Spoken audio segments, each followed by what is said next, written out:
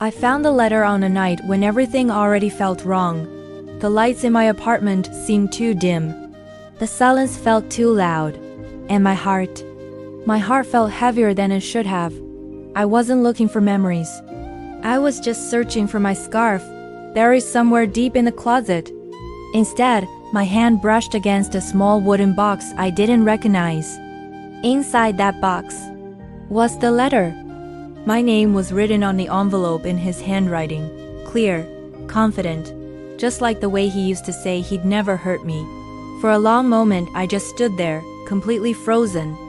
I had two choices: put it back, pretend I never saw it, or open the one thing he ever hid from me. I chose wrong. But I chose anyway. I tore the envelope open. The first line felt like a punch I wasn't ready for. I'm leaving tomorrow. And I need to explain why. My breath caught. My hands started to tremble. My heartbeat jumped straight into my throat. He had written down everything he never had the courage to say out loud. How he had been meeting someone else long before we even started arguing. How he thought we were falling apart, while I thought we were busy fixing things. How he didn't want to tell me because he knew I would forgive him. And forgiveness, he said, scared him more than my anger. I stopped reading, but the words kept echoing in my head. Someone else. Someone else. Someone else.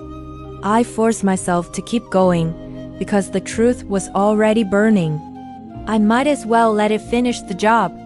He wrote that he wished he loved me the way I loved him. He wrote that he hated himself for staying while already wanting to leave. And he wrote that I was too good, which is what people always say when they've already chosen someone else. But the worst part, the part that cracked something deep inside me, was the final paragraph. I didn't write this for you to read. I wrote it because I needed to ease my guilt. I hope you never find this. If you do, just know it was never your fault. I was broken long before I met you. I just stared at the letter until my vision blurred, not because of the truth, but because he didn't even trust me enough to tell me himself.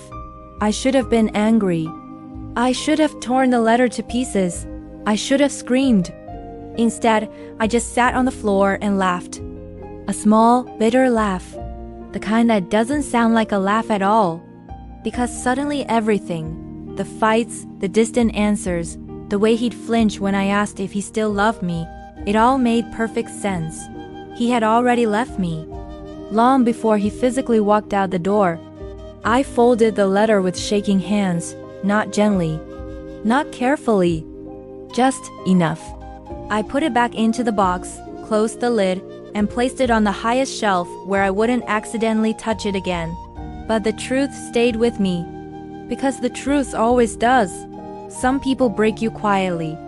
Not with shouting, not with betrayal loud enough for the world to hear, but with a soft goodbye they never say out loud. And that is the letter I never should have read. Because once you see the truth, you can never unsee it.